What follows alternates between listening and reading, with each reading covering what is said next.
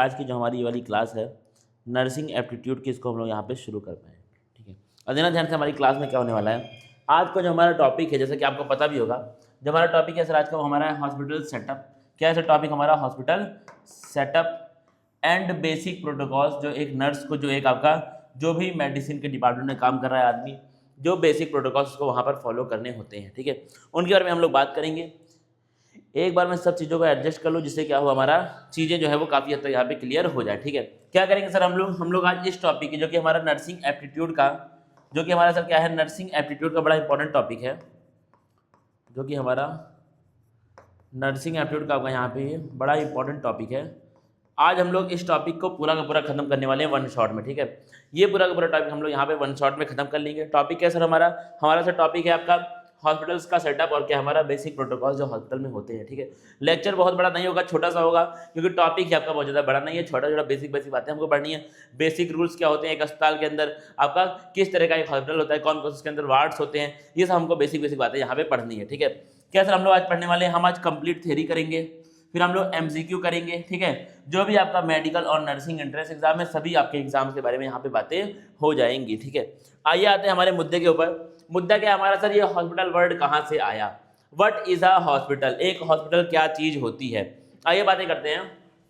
The term hospital originated from the Latin word that is hospes, यानी कि आपका ये जो हॉस्पिटल टर्म है ये कहाँ से आया, आपका एक लैटिन वर्ड है हॉस्पस, यहाँ से तुम्हारा एक शब्द आया आपका, कौन सा, हॉस्पिटल शब्द आपका हॉस्पस एक टर्म है लैटिन का, वहां से आपका ये शब्द आया। ठीक है, और क्या लिखा हमारा, हॉस्पस का मतलब क्या होता है सर, होस्ट या फिर गेस्ट। मतलब क्या है, ये जो हॉस्पस शब्द है इसका मतलब क्या होता है, होस्ट होता है या फिर क्या क्या होता है, गेस्ट। ठीक है, अब अलग अलग अस्पताल आपको कैसे भी ट्रीट करें, ठीक है, सरकारी अस्पताल हो, प्राइवेट हॉस्पिटल्स हो, वो आपको कैसे भी ट्रीट करें, लेकिन इनका जो ट्रीट करने का काम क्या था, वो पेशेंट जब उनके पास जाए तो वो पेशेंट को एज अ गेस्ट ट्रीट करे। ठीक है, बुक्स में रूल्स के हिसाब से उनको आपको as a guest, as a बिल्कुल क्या आपको एक बहुत बेहतरीन तरीके से ट्रीट करना, बहुत बेहतरीन तरीके से आपका वेलकम करना चाहिए था। आजकल ऐसा फॉलो नहीं होता है, लेकिन ऐसा होना चाहिए था कि आपका जो अस्पतालों में आप जा रहे हैं वो आपको बहुत एज अ गेस्ट के रूप में वहाँ पे ट्रीट करना चाहिए था। ठीक है, क्योंकि हॉस्पिटल जो शब्द है वो कहाँ से है, वो आपका हॉस्पस से है। हॉस्पस का मतलब ही क्या होता है, आपका गेस्ट या फिर होस्ट होता है। और क्या लिखा तुम्हारा, अब क्या लिखा हमारा, अकॉर्डिंग टू WHO के हिसाब से अ hospital provides complete health care services including curative, preventive and family services. मतलब क्या है, एक अस्पताल में आपकी हर एक हेल्थ केयर सर्विस आपको मिलती है, आपके हेल्थ से संबंधित, आपके हेल्थ से रिलेटेड जितनी भी आपको सर्विस चाहिए, जितने भी आपको काम चाहिए, वो आपको एक हॉस्पिटल में मिलने चाहिए। ठीक है, वो आपके तीन टाइप के हो सकते हैं। क्यूरेटिव मतलब क्या है, अगर आपको कोई इलनेस हुई है तो वो आपको क्योर भी करेंगे, वो आपको ठीक भी करेंगे।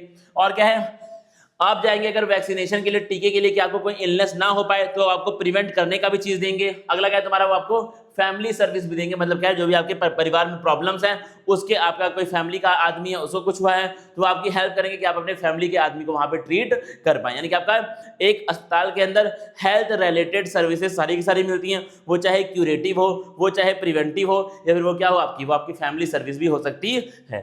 अब क्या लिखा देना, it act as the centre for training health worker and for bio social research. मतलब क्या है, एक तो यहाँ पे क्या होते हैं, जो आपके हेल्थ केयर वर्कर्स होते हैं, ठीक है, वो आपके डॉक्टर्स हो गए, नर्स हो गए, लैब टेक्नीशियन हो गए, फार्मासिस्ट हो गए, सभी लोग। ठीक है, क्या होता है आपका यहाँ पे, हम लोग हेल्थ केयर वर्कर्स को हॉस्पिटल्स में ट्रीट किया जाता है, इन लोगों को ट्रेन करते हैं, और साथ में क्या आपका बायो सोशल रिसर्च होता है। मतलब क्या है, लोगों के बारे में, लिविंग थिंग्स के बारे में यहाँ पे क्या होता है, आपका रिसर्च होता है कि आपका किस तरीके से हम लोग अलग अलग डिजीज को यहाँ पे ट्रीट कर सकते हैं।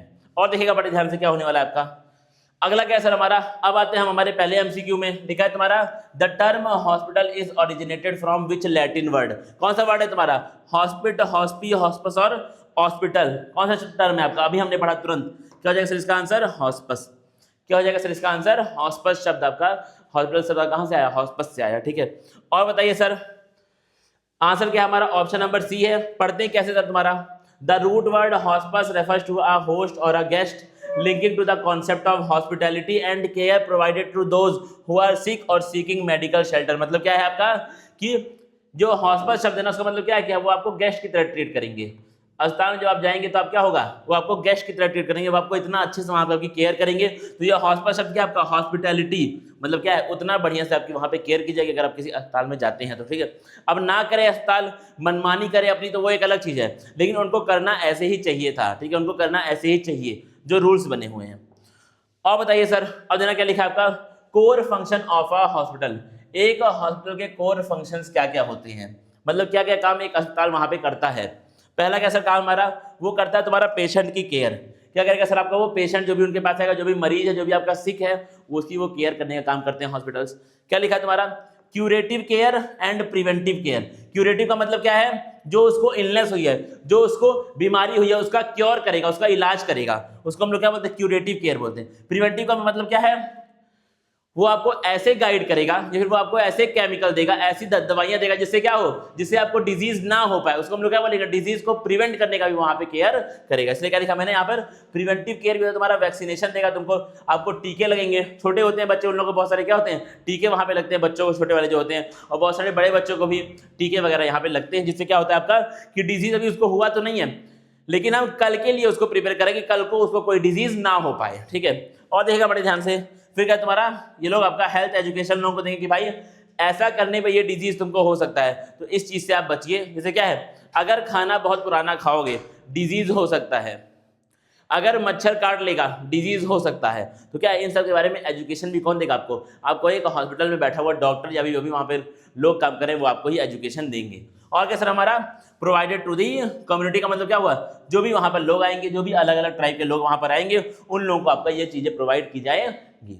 और बताइए सर, और क्या होता है सर हॉस्पिटल का काम, सेकंड काम क्या है एक हॉस्पिटल का, डायग्नोसिस करना। क्या करना, डायग्नोसिस का मतलब क्या हुआ सर, यूटिलाइजिंग लेबोरेटरी होती है अस्पताल में आपका, इमेजिंग टेक्नोलॉजी होती है आपकी, सीटी स्कैन, एमआरआई, ये सब होता है। और क्या आपका स्पेशलिस्ट वहां पर होते हैं, डॉक्टर्स होते हैं, नर्सेज होती हैं, जिन्होंने इसी फील्ड में काम किया है, टू आइडेंटिफाई डिजीजेज एक्यूरेटली। मतलब क्या है, वहां पे आपका डायग्नोसिस का मतलब क्या होता है, मतलब क्या है, आपके सिम्टम्स को देख करके, जो भी आपके बॉडी में सिम्टम्स है उनको देख करके डॉक्टर ये डायग्नोसिस करेगा कि आपको क्या बीमारी हो सकती है, ठीक है। उसको हम लोग क्या बोलते हैं, हॉस्पिटल के अंदर ही आपका डायग्नोसिस होती है। डायग्नोसिस के लिए अलग अलग स्पेशलिस्ट है एक अस्पताल में, अलग अलग मशीन्स वहां पर है, और क्या है तुम्हारा, अलग अलग वहां पे बेसिकली आपकी टेक्नोलॉजी जो है एक अस्पताल में होती है। ये आपकी यहाँ पे बात हो गई।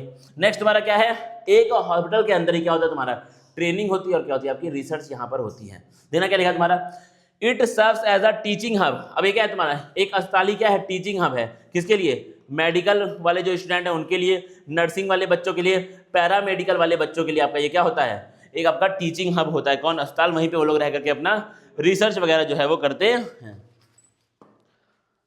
रिसर्च वगैरह जो है वो करते हैं, ठीक है। आइए और करते बातें, नहीं देना तुम ध्यान से, सवाल आ गया सर, फिर से सर एमसीक्यू आ गया खेलने के लिए। क्या एमसीक्यू है भाई, वो पढ़ना ध्यान से।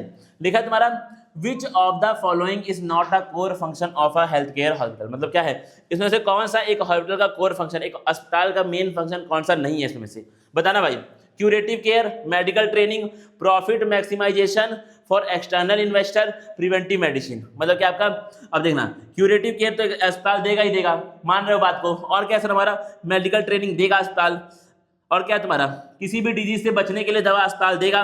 लेकिन अस्पताल अस्पताल एक अच्छा जो हॉस्पिटल है, रियल में जो अस्पताल है, जो अस्पताल की बेसिक बातों को जो लोग समझते हैं, वो कभी भी प्रॉफिट के बारे में सोचेंगे नहीं, कि जिन लोगों ने अस्पताल में इन्वेस्ट किया उनका प्रॉफिट हो जाए, इसके बारे में नहीं सोचेंगे। इसलिए तुम्हारा ऑप्शन क्या जाएगा, ऑप्शन नंबर 3 है, इसके बारे में अस्पताल कभी भी सोचता नहीं है, ठीक है। अगला देखिए ध्यान से तुम्हारा, नेक्स्ट हमारा टॉपिक कौन है आपका, क्लिनिकल डिपार्टमेंट। कौन कौन से डिपार्टमेंट एक हॉस्पिटल में हो सकते हैं। तो सब पानी पीऊंगा भाई, इसका फिर मैं पढ़ाऊंगा, ठीक है। तो तुम लोग बताओ क्या हाल चाल है, तब तक आप लोग बताइए क्या हाल चाल।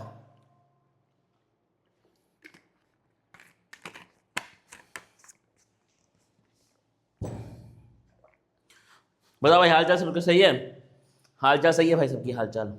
क्या लिखा तुम्हारा, क्या लिखा सर हमारा, नेक्स्ट कौन है आपका, कौन कौन से डिपार्टमेंट एक अस्पताल में होते हैं, ठीक है। आइए देखते हैं कौन कौन से होते हैं सर। पहला हमारा कौन है सर, ओपीडी। कौन है सर हमारा, ये थोड़ा घचपच हो गया है, थोड़ा यहाँ पे ऐसे घचपच इन लोगों ने मार दिया है, इसको मैं ठीक कर देता हूँ, इसको मैं ठीक कर देता हूँ, ठीक है। चलिए ठीक है, ठीक है। क्या हो रहा है, ये क्या है तुम्हारा, ओ पी, क्या है तुम्हारा ये ओपीडी, इसको हम लोग कहते हैं सर आउट पेशेंट डिपार्टमेंट। अगर आप किसी अस्पताल में गए हैं तो आपको इस तरह का एक वहाँ पर ओपीडी दिखाई देता होगा, जहाँ पे क्या है, जहाँ पे इसको हम लोग बोलते हैं आउट पेशेंट, मतलब क्या है, मरीज आएगा वहाँ पर बातचीत करेगा, उस हिसाब से आपका मरीज क्या है फिर चला जाएगा। क्या है तुम्हारा often refer to as the shopping window of the hospital, ये आपका टर्म इंपॉर्टेंट है, नर्सिंग एप्टीट्यूड में इसके ऊपर सवाल आया है। एक अस्पताल का शॉपिंग विंडो किसको बोलते हैं, किसको बोलते हैं सर, ओपीडी को बोलते हैं। किसको बोलते हैं, ओपीडी को बोलते हैं। तो क्या है ओपीडी को हम लोग क्या बोलते हैं, एक हॉस्पिटल का शॉपिंग विंडो बोलते हैं। और देखना ध्यान से, क्यों का, क्योंकि आपका यही सबसे पहला पॉइंट ऑफ कांटेक्ट है कम्युनिटी के लिए। मतलब क्या है, कोई बाहर से इंसान आया, सबसे पहले इंसान, सब कहीं पर जाएं किसी अस्पताल में, ठीक है, किसी अस्पताल में अगर तुम जाओगे तो सबसे पहले तुम जहाँ पे जाओगे जहाँ पे कुछ पेशेंट 2-4-5 बेड होंगे, ठीक है, उन 2-4-5 बेड पे तुमको कहीं ना कहीं पेशेंट एक आध लेटे हुए दिखेंगे, और आसपास उनके जो भी परिजन होंगे, जो भी उनके घर के लोग होंगे वहां पे आपको दिखेंगे, ठीक है। वो क्या है तुम्हारा, वो वहां पे तुमको 4-5-6 मैक्सिमम आपको बेड वहां पे दिखेंगे। वो क्या है, वो मरीज तुरंत आए हैं वहां पर लेटे, अपना थोड़ा बहुत अगर उनको चोट लगी है तो उनका ट्रीटमेंट हो रहा है, और 1-2-4 घंटे में उनको वहां से वापस भेज दिया जाएगा। उसको हम लोग क्या बोलते हैं, ओपीडी बोलते हैं। तो सबसे पहले जब आप एक अस्पताल में एंटर करेंगे, रिसेप्शन के बाद तुमको जो जगह दिखेगी वो क्या दिखेगी आपको, वो आपको ओपीडी ही दिखेगा। इसलिए हम लोग क्या बोलते हैं कि ओपीडी क्या है, शॉपिंग विंडो है, आओ काम कराओ चले जाओ। देना क्या लिखा है तुम्हारा, designed for ambulatory patient requiring diagnosis, मतलब क्या है, ऐसे पेशेंट जिनको क्या है बस खाली डायग्नोसिस चाहिए, जिनका अभी ट्रीटमेंट डिसाइड नहीं हुआ है, सिर्फ डॉक्टर उनको देखेगा और डायग्नोसिस करेगा बस खाली कि भाई इनको क्या बीमारी हो सकती है। फिर क्या लिखा तुम्हारा, कंसल्टेशन होगा आपका डॉक्टर से, और क्या है, माइनर ट्रीटमेंट, हल्का फुल्का कट हो गया, ठीक है, पैर में चोट लग गई, हाथ में चोट लग गई, हल्की फुल्की इंजरी हो गई, तो उसके लिए आपका ये है। विदाउट ओवरनाइट एडमिशन, मतलब क्या है, रात भर आप यहाँ पे ओपीडी में नहीं रुकेंगे, आप 1-2 घंटे में अपना ट्रीटमेंट करा के घर को अपने वापस चले जाएंगे। और बताइए sir, it act as a screening point to admit patient to IPD और डिस्चार्ज देम विथ मेडिकेशन, मतलब क्या है, अब यहीं पे आपका पेशेंट्स को हम लोग फिल्टर करते हैं। फिल्टर को हम लोग क्या बोलते हैं सर, और प्यार से हम लोग स्क्रीन बोलते हैं। स्क्रीन मतलब क्या है, बेसिकली हमें आप पेशेंट्स को फिल्टर आउट करना है, ठीक है। पेशेंट आया, अब क्या होगा, जो डॉक्टर होगा, जो वहाँ पे नर्स होंगी, जो आपके फार्मासिस्ट वहाँ पर होंगे, वो उस पेशेंट को देखेंगे। अगर पेशेंट को इंजरीज माइनर है, हल्का फुल्का कटवट हुआ है, तो उसको अपना पट्टी उट्टी करके कहेंगे भाई तुम घर चले जाओ, भाई तुम घर चले जाओ। कोई और आया पेशेंट, उसका एक्सीडेंट हो गया, उसको बड़ी चोट लगी है, बोलेंगे भाई आप आईपीडी में जाइए। आईपीडी मतलब इन पेशेंट डिपार्टमेंट। वहां पे क्या होगा, वहां पे जाके मरीज अपना 1-2 दिन, 1 महीना 2 महीने के लिए एडमिट होगा, और वहां एडमिट करके वो लोग मरीज को ठीक करने का काम करेंगे। इतनी सी बात तुम्हारी है। तो या क्या हो गया, ओपीडी क्या है, स्क्रीनिंग है, फिल्टर कर रहा है मरीज को। एक मरीज वहां जाएंगे जिनको जो हल्का फुल्का चोट है, घर भेज देंगे। एक मरीज क्या है, जिनको मेजर इंजरीज हैं, उनको बोलेंगे भाई आप लोग आईपीडी में जाकर के अपने मरीज को वहां पर क्या कहिए, क्या कराइए, क्या बोलते हैं इसको, ठीक है, वहां पर जाके आप उसको एडमिट करा लीजिए, ठीक है। अब देना क्या लिखा तुम्हारा, emphasizes preventive care, health education and rehabilitative service, मतलब क्या है, यहाँ पे आपका बेसिकली बात करते हैं कि कैसे आप डिजीज को प्रिवेंट कर सकते हैं, थोड़ी बहुत बातें ये हो जाती हैं। और क्या होता है सर, हमारा हेल्थ एजुकेशन आपको मिल जाएगा, ठीक है, कैसे आप स्वस्थ रह सकते हैं।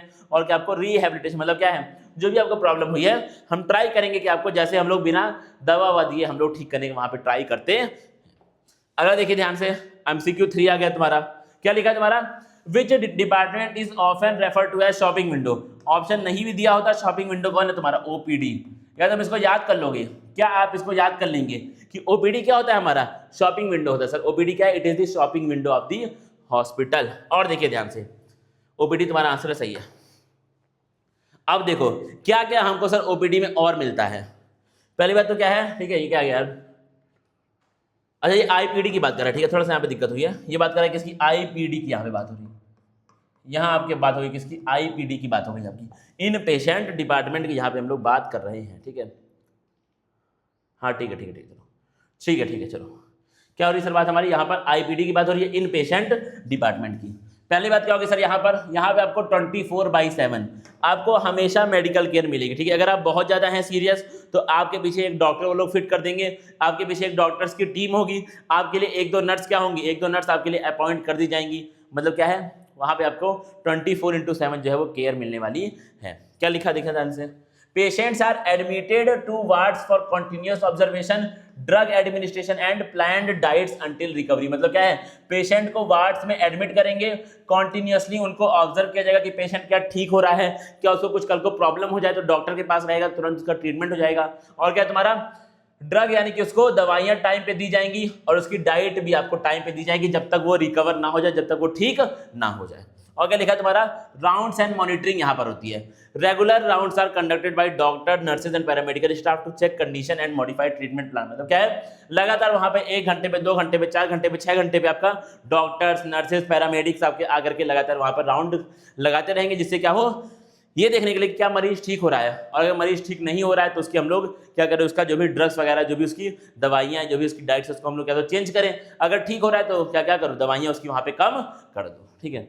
और क्या तुम्हारा लिखा हुआ, मॉडिफाइड ट्रीटमेंट प्लान्स हम लोग वहाँ पे मॉडिफाई करेंगे। ठीक है। और देखना ध्यान से, अब क्या लिखा है तुम्हारा, इमरजेंसी रेडीनेस। क्या लिखा है आपका, इमरजेंसी रेडीनेस। मतलब क्या हुआ आपका, wards contain emergency crash carts, oxygen supply and monitors to deal with sudden deterioration. मतलब क्या है, अगर मरीज की हालत अचानक से खराब होने लगी तो वार्ड्स के अंदर क्या है, इमरजेंसी क्रैश कार्ड्स है पूरे के पूरे प्रॉपर, उनके पास ऑक्सीजन सप्लाई है, उनके पास क्या है, पूरी मशीन्स वहां पे मौजूद है, जो क्या है, जो आपके हार्ट रेट को, ईसीजी को, हर एक चीज को क्या है वहां पे वो देखती रहेगी, जिससे क्या हो, अगर मरीज की खुदा ना खास्ता हालत अचानक से खराब हुई, सीरियस हुई, तो वहां पे वो आपको मॉनिटर करने का काम करेगी। ठीक है। और बताइए सर, और बताइए सर, कॉन्सेप्ट चेक पे आ जाओ तुम। क्या लिखा है तुम्हारा, which of the following is a primary characteristic of IPD in patient department. क्या क्या है तुम्हारा, लिखा है सोनली फॉर हेल्थ एजुकेशन। नहीं भाई, हेल्थ एजुकेशन के लिए तुम्हारा ओपीडी है, आईपीडी नहीं है। Patients are never admitted overnight, OPD की बात कर रहा है, गलत है। ओनली डायग्नोस्टिक टेस्ट, ओपीडी की बात कर रहा है। आईपीडी में क्या, तो तुम्हारा 24/7 केयर होगा आपका, और कंटिन्यूअस वो लोग वहां पे ऑब्जर्वेशन करेंगे। और बताइए सर, अब देखना आपका इमरजेंसी एंड ट्रॉमा प्रोटोकॉल। क्या मैंने बोला sir, emergency and trauma protocol का मतलब क्या है कि क्या नियम, क्या प्रोटोकॉल आपको फॉलो करने इमरजेंसी के टाइम में। ट्रॉमा मतलब क्या है, एक बहुत बढ़िया किसी को इंजरी हो गई तो उस टाइम पे हमको क्या प्रोटोकॉल्स, क्या नियम्स फॉलो करने हैं। क्या लिखा हमने, पहली बात क्या होती है आपका, एक बड़ा इंपॉर्टेंट टर्म है तुम्हारा, बार बार एग्जाम में आता है सवाल, गोल्डन आर। क्या लिखा तुम्हारा, गोल्डन आर। मतलब क्या है सर, इसका इंपॉर्टेंट है भाई, गोल्डन आर पे सवाल प्रीवियस ईयर में आए हुए हैं। देना क्या है तुम्हारा, The critical first 60 minutes after a traumatic injury where prompt medical treatment has the highest chance of preventing death। मतलब क्या है, किसी का रोड पे बड़ा एक्सीडेंट हुआ, ठीक है, अब एक्सीडेंट बड़ा है, चोटें बहुत ज्यादा आई हैं, तो इसको हम लोग क्या बोलते हैं सर, ट्रॉमा बोलते हैं। इसलिए हम लोग क्या बोलते हैं कि भाई वहां पे ट्रॉमा हुआ है। ट्रॉमा का मतलब क्या है, बेसिकली आपका जो एक्सीडेंट है वो बड़े स्तर पे हो गया, बड़े लेवल पे एक्सीडेंट हुआ है। ठीक है। क्या करना है सर उसमें जो शुरू के 60 मिनट होते हैं ना, ये बहुत एवरेज बात है। ठीक है, किसी के लिए 40 मिनट हो सकता है, किसी के लिए 1.5 घंटा हो सकता है, वो डिपेंड करता है किस तरह की इंजरी हुई है। लेकिन हम लोग जनरली क्या मानते हैं, वहां पे हम लोग 60 मिनट मान के चलते हैं। शुरू के 60 मिनट क्या है, ये बड़े क्रिटिकल होते हैं। अगर शुरू के 60 मिनट किसी को मेडिकल अटेंशन टाइम पे मिल गया, अगर एम्बुलेंस टाइम पे आ गई, अगर अस्पताल आसपास है, तो भाई वो इंसान बच सकता है। क्या डेथ प्रिवेंट वो वहां पे कर सकता है। उसी को हम लोग क्या सर, उसी को हम लोग क्या बोलते हैं, गोल्डन आर यहाँ पे बोलते हैं। देना क्या लिखा है तुम्हारा, ई फास्ट प्रोटोकॉल क्या है तुम्हारा, ध्यान देना, extended focused assessment with the sonography in the trauma used to rapidly identify internal bleeding और न्यूमोथोरैक्स। मतलब क्या है, ई फास्ट हमारे पास होती है। ई फास्ट प्रोटोकॉल क्या क्या बोलता है, हम वहीं पर उसका कि क्या करें, हम वहीं पे मरीज की सोनोग्राफी वगैरह करने का कुछ इंतजाम हो जाए, वहीं पे सोनोग्राफी, वहीं पे उसका असेसमेंट करके हम लोग इंटरनल ब्लीडिंग पता कर लें। हम लोग जान जाए कि भाई कहीं इसको अंदर कोई न्यूमोटैक्सिक वहां पर इंजरी ज्यादा तो नहीं हो गई है। और क्या लिखा तुम्हारा, ट्राइएज क्या है तुम्हारा, देखना समझना, ट्राइएज का मतलब क्या है, the process of sorting patient based on the urgency of their need for care. अदना एक बड़ा इंपॉर्टेंट टर्म है, आपका हॉस्पिटल में यूज होता है आपका ट्राइएज। क्या सर टर्म हमारा अस्पतालों में होता है यूज, क्या है आपका ट्राइएज। मतलब क्या है इसका, मतलब क्या है आपका, अस्पताल में आपके अलग अलग टाइप के मरीज आते हैं। ठीक है, किसी को चोट, अब देना सबके साथ ट्रॉमा है, सबको हो सकता है एक्सीडेंट हुआ हो सभी का, लेकिन किसी का एक्सीडेंट भयंकर हुआ है तो इसका ट्रीटमेंट पहले होगा, फिर उससे कम वालेगा, फिर उससे कम वालेगा, फिर उससे कम वालेगा। इसी को हम लोग क्या बोलते हैं, ट्राइएज बोलते हैं। कितना सीरियस इंजरी है, जब उसके बेसिस पे हम लोग पेशेंट्स को सॉर्ट आउट करते हैं कि भाई इसका एक्सीडेंट ज्यादा भयंकर हुआ है, इसको पहले डॉक्टर देखें, इसका थोड़ा कम हुआ है इसको बाद में देखें, इसका बहुत कम हुआ है इसको बाद में देखें। इसको हम लोग सर क्या बोलते हैं, इसे हम लोग यहाँ पे ट्राइएज बोलते हैं। आइए और बातें करते हैं सर। एमसीक्यू एक बार देख लो भाई, ट्राइएज का मतलब इन लोगों ने पूछ लिया। ट्राइएज मतलब क्या है, sorting patient bye clinical urgency. मतलब क्या है, कितना अर्जेंट है उसका क्लिनिक, उसका बेसिकली ट्रीटमेंट होना, उसके बेस पे हम लोग पेशेंट्स को सॉर्ट आउट करते हैं, तो उसको हम लोग सर क्या बोलते हैं, ट्राइएज बोलते हैं। और देखिए बड़े ध्यान से, नेक्स्ट हमारा कौन है, आईसीयू, इंटेंसिव केयर यूनिट। कौन है सर हमारा, आईसीयू यानी कि इंटेंसिव केयर यूनिट। क्या होता है सर ये, specialised department providing intensive treatment medicine for critically ill patient. मतलब क्या है, अब तुम्हारा जो पेशेंट है वो बड़ा क्रिटिकल स्टेज में है, जिसको हम लोग नॉर्मल भाषा में बोलते हैं कि आपका मरीज सीरियस हो गया है। मरीज क्या हो गया, नॉर्मल लोग क्या बोलते हैं कि भाई सीरियस हो गया मरीज, तो उसको हम लोग मेडिकल भाषा में क्या बोलते हैं, क्रिटिकली इल बोलते हैं कि भाई अब उसकी जान पे खतरा यहाँ पे बन चुका है। तो इस केस में आपका मरीज को आईपीडी से उठा के कहाँ भेजा जाएगा, उसको भेजेंगे आईसीयू में। आईसीयू का सर फुल फॉर्म क्या है, इंटेंसिव केयर यूनिट। इंटेंसिव में अक्सर है तुम्हारा इंटेंस, इंटेंस का मतलब क्या होता है, बिल्कुल लग करके, बिल्कुल खतरनाक तरीके से हम लोग सिर्फ उस मरीज की वहां पे केयर करेंगे। एक रूम होगा उसमें सिर्फ उस मरीज की ही केयर हो रही होगी, वहां पे दूसरा मरीज तुमको नहीं मिलेगा, वहां पे भर भर के उसी मरीज के बारे में बात हो रही है। ठीक है, क्या हो रहा है आपका, उसी मरीज के बारे में वहां पे जो है वो बातें हो रही है। ठीक है, इसको हम लोग क्या सर, इसको हम लोग आईसीयू बोलते हैं, इंटेंसिव केयर यूनिट इसको हम लोग बोलते हैं। और देखिए बड़े ध्यान से, maintain a very low nurse to patient ratio. मतलब क्या है, लगभग आपका नर्स से, सर कॉलर है, क्या रहेगा तुम्हारा, maintain a very low nurse to patient ratio. मतलब क्या हुआ तुम्हारा, नर्स और पेशेंट का जो रेशियो यहाँ पे होता है आपका लगभग 1:2 या फिर 1:1 या फिर 1:2 आपका चलता है। मतलब क्या है, एक पेशेंट पे या तो एक नर्स होगी या फिर दो पेशेंट पे एक नर्स होगी मैक्सिमम तुम्हारा इस तरह चल जाएगा। हो सकता है आपके पेशेंट कई बार क्या होता है, कहीं कहीं पे जो बहुत अच्छे हॉस्पिटल है वहां पर एक आईसीयू में सिर्फ एक ही पेशेंट होता है, जो थोड़ा बहुत ठीक ठाक अस्पताल है वहां पर एक आईसीयू में 4-5 पेशेंट होते हैं, लेकिन फिर भी एक पेशेंट पे एक नर्स वहां पे तुमको मिलेगी, यानी मैक्सिमम 2 पेशेंट पे तुमको एक नर्स मिलेगी। मतलब क्या है, वो नर्स सिर्फ आपकी केयर वहां पे कर रही होगी। देखना फिर क्या लिखा है तुम्हारा, equipped with advanced life support system. मतलब क्या है, तुमको प्रॉपर वहां पे दिखेगा, बहुत सारे ऐसे वहां पे मशीन्स आपको दिखेंगी जो क्या है, जो आपकी लाइफ सपोर्ट है। मतलब क्या है, अगर मरीज फंसता है, अगर मरीज के अंदर ऑक्सीजन की डेफिशिएंसी एकदम से होगी, तो ऑक्सीजन सिलेंडर यहाँ पे होता है जो क्या करेगा, जो सीधा मरीज को ऑक्सीजन सप्लाई करने का काम करेगा। मतलब क्या है, यहाँ पर ऐसे ऐसे सामान होते हैं जो क्या है, ये आपके एडवांस्ड लाइफ सपोर्ट सिस्टम्स हैं। मैकेनिकल वेंटिलेटर वहां तुमको मिलेंगे, और क्या तुमको वहां पे डिफाइब्रिलेटर्स मिलेंगे। मतलब कि आपको ऐसी ऐसी वहां पे बेसिकली मशीन्स मिलेंगी जो क्या है, जो आपके बिल्कुल लाइफ आपको देने का काम करती हैं। ठीक है, बिल्कुल आपको वो ट्राई करते हैं आखिरी एंड तक कि आपको वहां पर लाइफ दे दी जाए। और क्या लिखा है सर हमारा, strict infection control protocols and restricted visitor access are mandatory. मतलब क्या है, यहाँ पे आपका बिल्कुल, क्योंकि मरीज तुम्हारा बहुत क्रिटिकल है, मरीज का अब शरीर जो है वो बहुत ही क्रिटिकल हालत में हो चुका है। अब मरीज का ऐसा हो चुका है कि भाई अब अगर तुम दिक्कत करोगे तो मरीज की जान पे बात आ सकती है। तो क्या है, उस टाइम पे आपका बाहर से विजिटर्स की एंट्री अलाउ नहीं होती है। घर के एक आध दो लोग आकर के मरीज को थोड़ा बहुत देख सकते हैं, बहुत बाहर से लोग आके मरीज से मिल नहीं सकते हैं। ये क्या है, ये आपका आईसीयू के नियम है, ये आपका आईसीयू के रूल्स हैं, ये प्रोटोकॉल्स है बेसिकली आईसीयू के। और सर बातें कराइए, एमसीक्यू एक बार देख लो। Which feature distinguish an ICU from a general ward. ICU और जनरल वार्ड में क्या अंतर है, प्रिवेंटिव हेल्थ एजुकेशन, ठीक है भाई, वहां तो हर जगह होती है आपकी। रूटीन डेंटल सर्जरी, नहीं भाई ये तो नहीं होता है, आईसीयू में कहाँ होता है, डेंटल सर्जरी हेल्थ एजुकेशन ये सब आईसीयू में नहीं होता है। फिर क्या तुम्हारा अनरेस्ट्रिक्टेड विजिटर एक्सेस, अनरेस्ट्रिक्टेड नहीं, रेस्ट्रिक्टेड होता है। विजिटर एक्सेस आपका क्या है, आईसीयू में रेस्ट्रिक्ट होता है, विजिटर बाहर से नहीं आ सकते हैं। ये क्या है तुम्हारा, very low nurse to patient ratio. मतलब क्या है, नर्स और पेशेंट का रेशियो क्या होगा, बहुत हल्का होगा।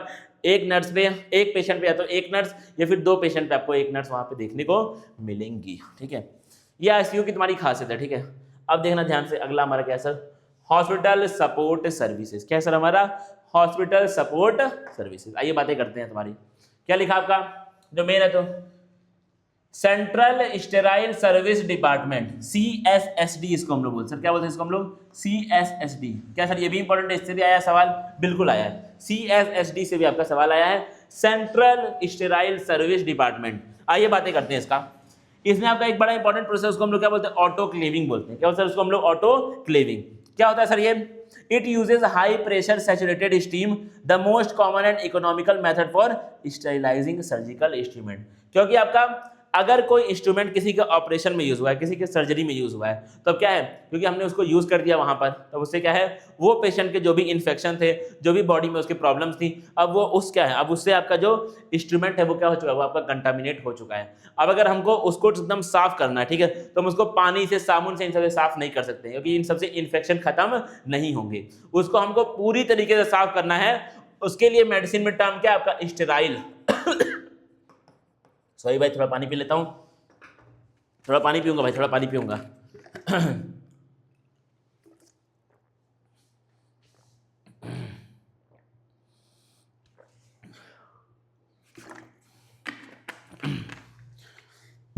क्या है आपका अगर हमें इंस्ट्रूमेंट्स को बिल्कुल ही साफ कर देना है, बिल्कुल उसके अंदर से इन्फेक्शन को जीरो कर देना है, उसके लिए आपका मेडिकल में टर्म क्या है कि आपका इंस्ट्रूमेंट क्या हो गया, स्टेराइल हो गया। क्या हो गया आपका इंस्ट्रूमेंट स्टेराइल हो गया। ठीक है, अब देखना बड़े ध्यान से, उसके लिए हम लोग सबसे पहला जो प्रोसेस यूज करते हैं स्टेराइल करने के लिए इंस्ट्रूमेंट को, वो कौन है तुम्हारा ऑटोक्लेविंग। क्या करेंगे सर इसमें हम लोग हाई प्रेशर सैचुरेटेड स्टीम को, बेसिकली क्या है बहुत हाई प्रेशर पे हम लोग क्या करेंगे स्टीम को यूज करेंगे और उसके हम लोग इंस्ट्रूमेंट को साफ करने का ट्राई करेंगे। ये तुम्हारा बहुत इकोनॉमिकल है, ये आपका बहुत खर्चीला नहीं है, बहुत इकोनॉमिकल, बहुत सस्ता प्रोसेस है, ज्यादा खर्च भी नहीं होता है और इंस्ट्रूमेंट स्टेराइल होने का रेट भी बहुत ज्यादा यहाँ पे हमको मिलता है। अगला कौन है तुम्हारा ETO स्टेरिलाइजेशन। ये क्या है, ये तीनों ही प्रोसेस क्या है हमारे पास, तीनों ही प्रोसेस जो इंस्ट्रूमेंट सर्जरी में यूज हुए हैं उनको साफ करने के लिए है। तीनों ही क्या है जो इंस्ट्रूमेंट आपके सर्जरी में उन्होंने यूज किए उसको साफ करने के लिए तीनों ही प्रोसेस है तुम्हारे। पहला क्या है तुम्हारा ऑटोक्लेविंग, सेकंड क्या है आपका ETO स्टेरिलाइजेशन। ETO का सर मतलब क्या है, इथाइलिन ऑक्साइड।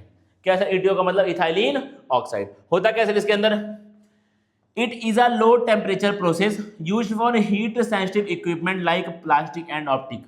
क्या होता है आपका ये लो टेम्परेचर पे हम लोग इथाइलिन ऑक्साइड को यूज करते हैं, किसके लिए आपका जो प्लास्टिक वाले इक्विपमेंट हैं और जो आपके ऑप्टिक्स वगैरह जो आपके मतलब बेसिकली आपका जो विजन में हेल्प करते हैं, उन सब इंस्ट्रूमेंट्स को हम लोग साफ करने के लिए स्टेराइल करने के लिए इस प्रोसेस को यूज करते हैं।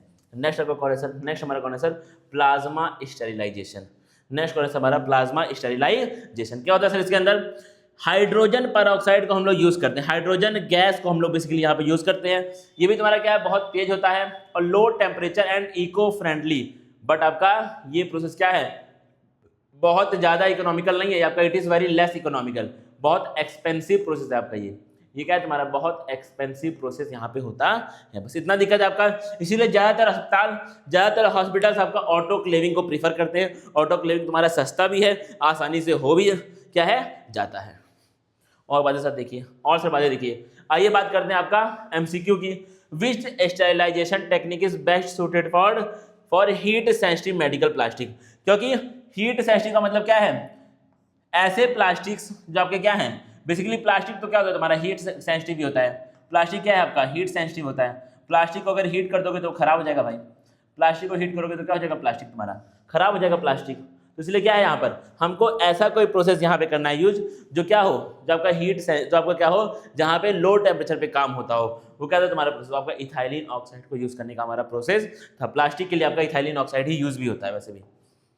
और सर बताइए blood bank and dietary services. अब आइए बात करते हैं किसकी, ब्लड बैंक की, जो बड़ा इंपॉर्टेंट आपका पार्ट होता है किसका, एक अस्पताल का। ब्लड बैंक क्या है सर हमारा बहुत इंपॉर्टेंट पार्ट है किसका, एक अस्पताल का बड़ा इंपॉर्टेंट पार्ट होता है ब्लड बैंक। ठीक है, आइए बात करते हैं ब्लड बैंक की। Involves donor screening, physical examination and mandatory laboratory testing. क्या क्या सर यहाँ पे होता है, एक तो यहाँ पे कोई डोनर आया जिसको ब्लड देना है किसी को अपने मरीज को, तो उसको स्क्रीन करेंगे, उसको हम लोग चेक करेंगे कि क्या जो डोनर जो ब्लड दे रहा है उसके अंदर कोई डिजीज तो नहीं है, इसको ठीक करेंगे हम लोग। और क्या हम लोग फिजिकल एग्जामिनेशन करेंगे पेशेंट का। और क्या सर हम लोग मैंडेटरी लेबोरेटरी टेस्टिंग करते हैं इन्फेक्शन की। वही बात है तुम्हारा, डोनर आया उसको हम लोग टेस्ट करें कहीं उस डोनर को कोई डिजीज तो नहीं है, क्योंकि अगर उस डोनर को कोई डिजीज होगा तो मरीज को जिसको वो ब्लड देगा उसके अंदर भी डिजीज होने के चांस वहां पे बढ़ जाते हैं। क्या लिखा ध्यान से, HIV, HBV, SCV, VDRL, malaria सारे आपके वहां पर टेस्ट होते हैं। Proper cross matching before transfusion is vital, मतलब क्या है आपका बहुत बढ़िया से हमको क्रॉस मैचिंग करनी पड़ेगी। ये लोग जो हेल्थ केयर प्रोफेशनल जो ब्लड बैंक में होते हैं, जिनको हम लोग क्या बोलते हैं, जिनको हम लोग लैब टेक्नीशियन बोलते हैं, ब्लड बैंक में जो काम कर रहे होते हैं उनको हम लोग सर क्या बोलते हैं, लैब टेक्नीशियन इनको हम लोग बोलते हैं। ठीक है, होता क्या सर ये लोग बहुत बढ़िया से आपका जो भी डोनर है जो किसी को ब्लड देने वाला है उसके ब्लड की बहुत बेहतरीन ये लोग यहाँ पे जांच करते हैं, और जांच करके फिर ये लोग ये कंफर्म करते हैं कि हाँ भाई ट्रांसफ्यूजन पॉसिबल है, ये वाला जो हमारा डोनर है वो आपका सामने वाले को ब्लड अपना दे सकता है। और सर बताइए, और क्या आपका एक अस्पताल में तुमको डाइटरी डिपार्टमेंट भी मिलेगा। ठीक है, वहां पे क्या होता है आपका, वहां पे आपका nutritionally sound diets for patient, मतलब क्या है जो पेशेंट है अब वो पेशेंट है मतलब क्या है बीमार है बेचारा, उसकी बॉडी क्या है वीक है, उसकी बॉडी यहाँ पे अभी फिलहाल क्या है उसकी बॉडी वीक हो रखी है, तो अगर तुम उसको कोई भी डाइट दे दोगे तो क्या है, उससे उसकी बॉडी खराब हो सकती है, उससे क्या उसकी बॉडी वहाँ पे खराब हो सकती है। इसलिए क्या है, उस मरीज को हमको वो डाइट देनी है जो डाइट क्या हो, जिस डाइट से उसकी बॉडी खराब ना हो, जो डाइट से उसको इन्फेक्शन वगैरह ना हो पाए। तो आपका वो सब डाइट प्रिपरेशन का काम कौन करता है, आपका डाइटरी डिपार्टमेंट करता है। क्या लिखा हमने, क्रूशियल फॉर रिकवरी मरीज की अच्छी होगी वहां पर। फिर क्या लिखा आपका, इंक्लूड थेराप्यूटिक डाइट्स, मतलब क्या है, मरीज के प्रॉब्लम के हिसाब से हम लोग वहां पे डाइट देंगे। जैसे आपका लो सोडियम की डाइट, डायबिटिक पेशेंट्स की आपकी डाइट होती है अपनी, कौन करते हैं इसको प्रिपेयर, इसको आपके डाइटिशियंस यहाँ पे प्रिपेयर करते हैं। और सर क्या हो गया हमारा, नेक्स्ट हमारा जो एक अस्पताल का पार्ट है वो कौन है, लाइनन एंड लॉन्ड्री। देना क्या लिखा है आपका, ensures regular supply of sterile and clean linen. मतलब क्या है आपका, लाइनन का मतलब क्या होता है, बेसिकली आपके जो क्लोथ्स होते हैं यूज, जो क्लोथ्स होते हैं यूज, उनको हम लोग क्या बोलते हैं, लाइनन बोलते हैं, ठीक है। अब यहाँ पे क्या होगा तुम्हारा, सफाई के साथ हम लोग बिल्कुल स्टेराइल जो कपड़े या डॉक्टर्स के जो उनकी कोट, जो उनकी एप्रन होती है बेसिकली, और जो भी आपके ड्रेस कोड होता है किसी भी हेल्थ केयर प्रोफेशनल का, उसके हम लोग ड्रेस कोड को यहाँ पे मेंटेन करते हैं, स्टेराइल रहे, बढ़िया सफाई यहाँ पे होती रहे। Segregate infected linen from normal linen to prevent health care associated infection. मतलब क्या है आपका, अब जहाँ पे जो कपड़े होंगे ना मरीज के, वहाँ पे होंगे कपड़े, वहाँ पे हेल्थ केयर प्रोफेशनल के होंगे कपड़े, उसको हमको जो साफ वाले हैं उससे सेपरेट करना पड़ेगा।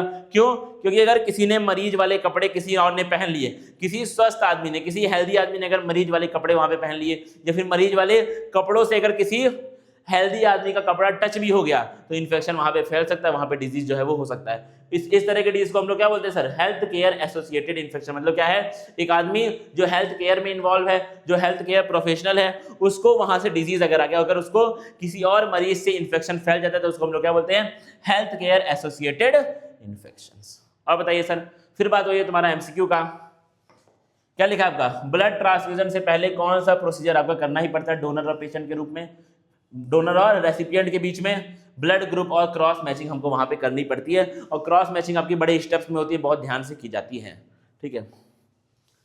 अब क्या है तुम्हारा बायोमेडिकल वेस्ट। अब क्या सर हमारा बायोमेडिकल वेस्ट की हमको यहाँ पे जो है वो बातें करनी पड़ेंगी। कहाँ यार बायोमेडिकल वेस्ट, यहाँ पर है, ठीक है। क्या है तुम्हारा बायोमेडिकल वेस्ट आपके कितने प्रकार के होते हैं, कौन कौन से होते हैं, देना क्या है तुम्हारा, पहला कौन है हमारा, रेड बिन में आता है। पहला क्या हमारा रेड बिन में, इसमें आपके क्या होते हैं, इसमें आपके सारे के सारे प्लास्टिक्स होते हैं, सारे इन्फेक्टेड प्लास्टिक, बड़ा इंपॉर्टेंट है भाई, सवाल इस पे है, ठीक है। बायोमेडिकल वेस्ट पे रेड बिन, ब्लू बिन, ग्रीन बिन, इन सब पे क्या आपका सवाल यहाँ पर आया, ठीक है। तो इस पर ध्यान देना भाई, ये सब इंपॉर्टेंट है आपके लिए।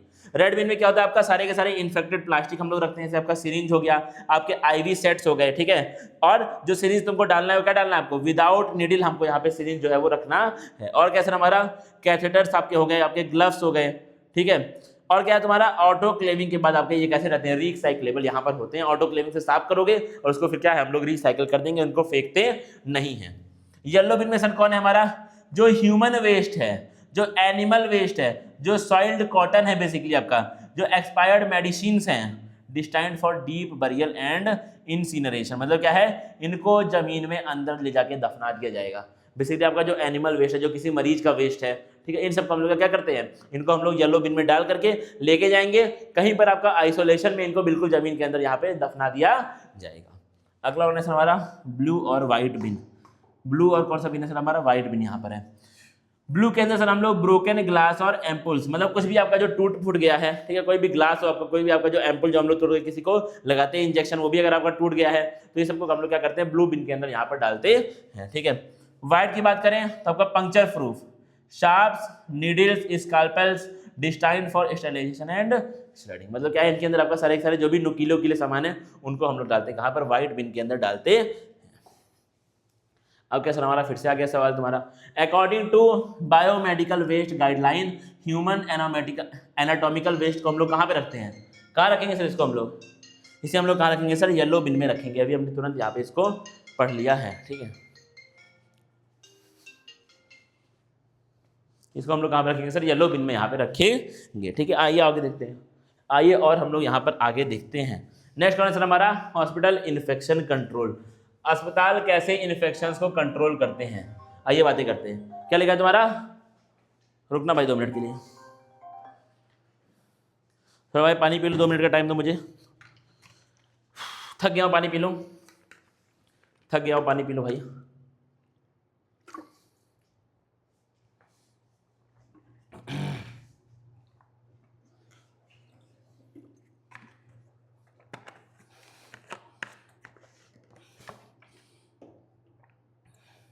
क्या था भाई, हॉस्पिटल इन्फेक्शन कंट्रोल कैसे होता है, ध्यान ध्यान से।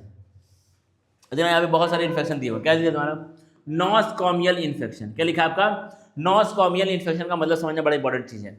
क्या है तुम्हारा, infection acquired by a patient during a hospital stay. मतलब क्या है, जब एक पेशेंट अस्पताल में था, ठीक है, पेशेंट है वो, उसको कुछ और इन्फेक्शन बाहर से रहा होगा, उसको वो ठीक कराने के लिए आया, ठीक है, और क्या है, अस्पताल में रहते वक्त जब वो रह रहा है 1 दिन 2 दिन 4 दिन, उस बीच अगर उसको कोई इन्फेक्शन किसी और से हो जाता है तो उसको हम लोग क्या बोलते हैं, नॉसकॉमियल इन्फेक्शन बोलते हैं। उसी को हम लोग प्यार से क्या बोलते हैं, हेल्थ केयर एसोसिएटेड इन्फेक्शन बोलते हैं। अब क्या लिखा है तुम्हारा, यूनिवर्सल प्रिकॉशन आपका क्या है, treating all blood and bodily fluids as if they contain infection disease. मतलब क्या है, जितने भी बॉडी फ्लूइड हम वहां पर आते हैं, निकल रहे हैं बाहर किसी के बॉडी के, ब्लड हो, प्लाज्मा हो, कुछ भी हो, उसको हमको ट्रीट करना ऐसे कि सब में क्या है, इन्फेक्शन है, सबको यहाँ से बाहर निकालो, सबको यहाँ से बाहर निकाल दो। और कैसा हमारा hand hygiene, the single most effective method to prevent the spread of infection. मतलब क्या है, हाथ की हाइजीन होनी चाहिए, हाथ हमेशा आपको साफ करना है। और हाथ साफ करने का डॉक्टर्स के लिए एक प्रॉपर रूल होता है, ये आपको पता होना चाहिए। डॉक्टर्स के लिए क्या एक प्रॉपर रूल है हाथ को साफ करने का, ठीक है सर। ये बंद हो गया क्या, क्या है आपका, हाथ को साफ करने का क्या है आपका, डॉक्टर्स के लिए वहां पर जो है वो प्रॉपर रूल होता है, ठीक है। अगला क्या है आपका, फ्यूमिगेशन क्या है, disinfection procedure for OTs and ICUs using chemicals to kill airborne. मतलब क्या है, अब ओटी वगैरह में आपका मरीज के बॉडी को ओपन करके वहां पे क्या हो रहा है, उसकी सर्जरी हो रही है बेसिकली, और वहां पे अगर बाहर से कोई एयरबॉर्न पैथोजन आ गया तो उस बॉडी को इन्फेक्शन वहां पे बहुत बुरी तरीके से हो सकता है। कोई पैथोजन डायरेक्टली उसके बॉडी में एंटर कर गया तो इन्फेक्शन बहुत गंदा वाला मरीज को हो सकता है। तो क्या है आपका, वहां पे अलग अलग केमिकल्स को यूज करके एयरबॉर्न पैथोजन को मारने का ट्राई किया जाता है, उसको हम लोग कैसे बोलते हैं, उसको हम लोग बोलते हैं फ्यूमिगेशन। इस तरह के आपके हॉस्पिटल इन्फेक्शन को कंट्रोल करने के मेथड्स अलग अलग अस्पताल अपनाते हैं। और बताइए सर, फिर से तुम्हारा एमसीक्यू आ गया, क्या लिखा, what is the single most effective method to prevent nosocomial infection. कौन सा मेथड है सर हमारा, हैंड हाइजीन आपको प्रैक्टिस करना है। सिंगल मोस्ट सबसे इफेक्टिव मेथड आपका यही है कि आपका हाथ साफ रहे। और सर देखिए बड़े ध्यान से, अब क्या है तुम्हारा, continuity of care, maintains patient history, diagnose and treatment plans for future reference by. मतलब क्या है आपका, जो पेशेंट की हिस्ट्री है हम उसको मेंटेन करें, पेशेंट को हम लोग जो भी डायग्नोसिस हुई है उसको मेंटेन करें, जिससे क्या हो, अगर कल को डॉक्टर चेंज होता है मरीज का तो मरीज के पास एक पूरी रिपोर्ट रहे, जिससे आपका वो बाद में किसी और डॉक्टर को दिखा करके डॉक्टर उसकी प्रॉब्लम्स को वहां पे समझ जाए। फिर क्या है तुम्हारा, मेडिको लीगल इंपॉर्टेंस। क्या लिखा है आपका, मेडिको लीगल इंपॉर्टेंस, समझ ध्यान से। Act as the primary legal document in courts for malpractice claims, injury disputes और पुलिस केस। मतलब क्या है आपका, जो उनके पास वहां पे प्रॉपर रिपोर्ट रहेगी, जो डेटा रहेगा मरीज के पास, वो क्या आपका, कल को कुछ प्रॉब्लम मरीज को होती है तो वो उसको यूज करके वहां पर लीगली उसके खिलाफ लड़ सकता है। कोई अस्पताल कुछ रॉन्ग करता है उसके साथ, या फिर कुछ भी अगर उसके साथ वहां पे गलत होता है तो, ठीक है। अगला क्या आपका, electronic medical record, transitioning from paper to digital system enhances data security, instant access and reduces fatal medical error। मतलब क्या है, जो रिपोर्ट्स हैं आप क्या करें, आप उन रिपोर्ट्स को क्या कर दें, प्रॉपर आप उनको क्या करें, आप उनको मेडिकल रिकॉर्ड्स को इलेक्ट्रॉनिक फॉर्म में, यानी कि आप उसको बेसिकली पीडीएफ में या फिर इस तरीके से आप उनको स्टोर करने का काम वहां पे करें। उससे क्या होगा तुम्हारा, ठीक है, उससे तुम्हारा क्या होगा, देना ध्यान से,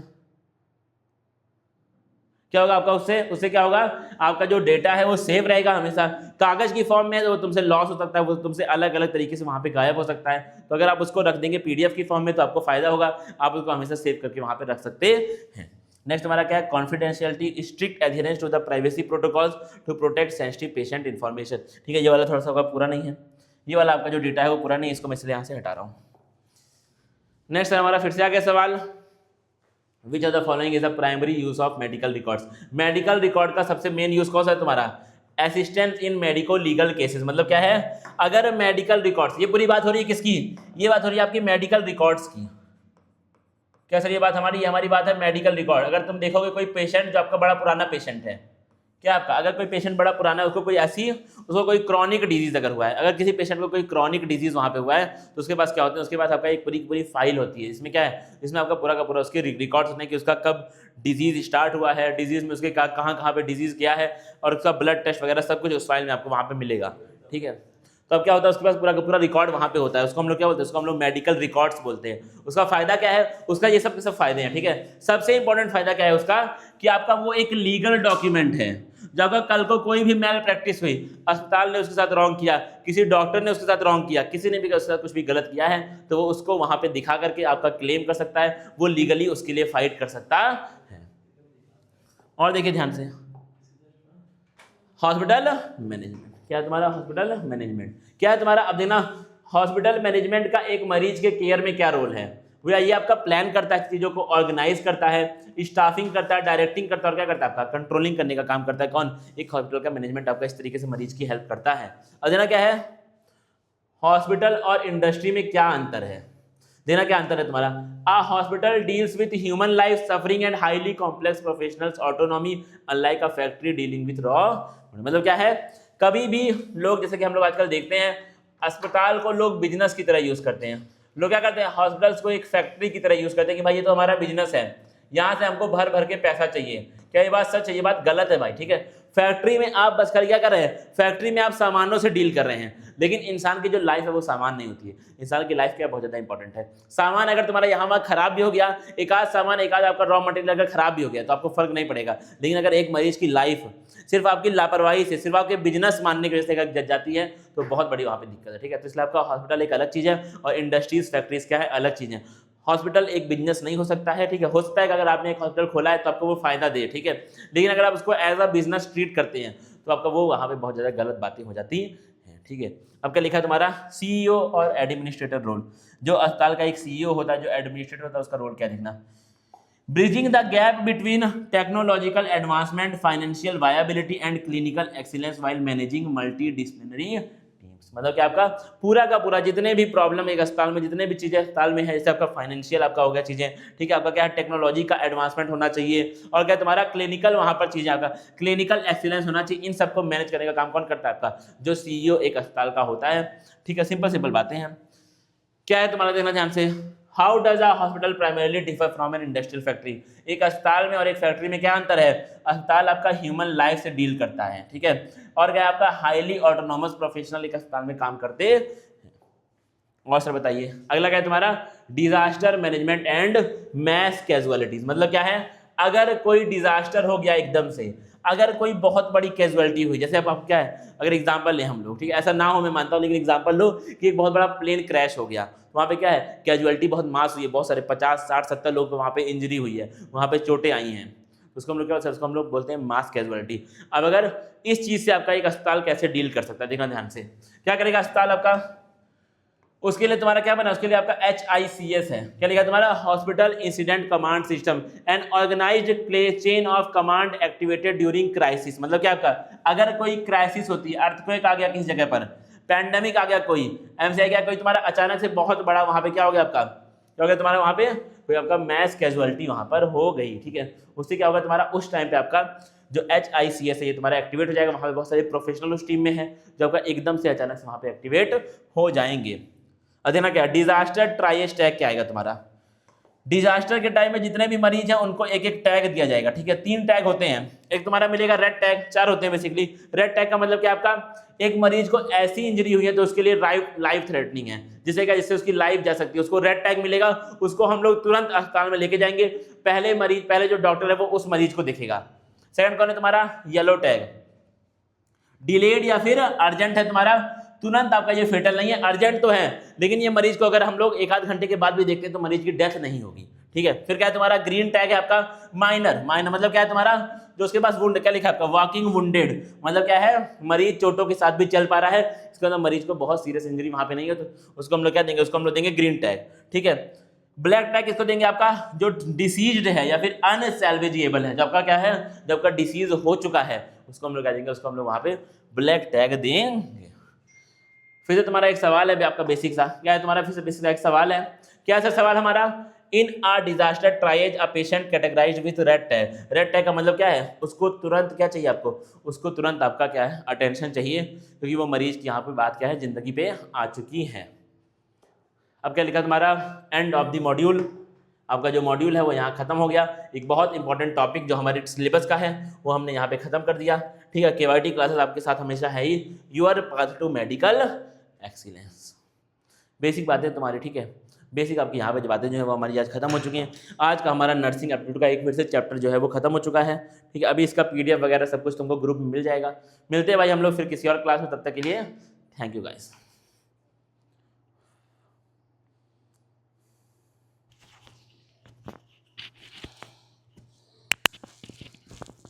नींद ना पूरी होने के चक्कर में शरीर पूरा खराब हो जाता है।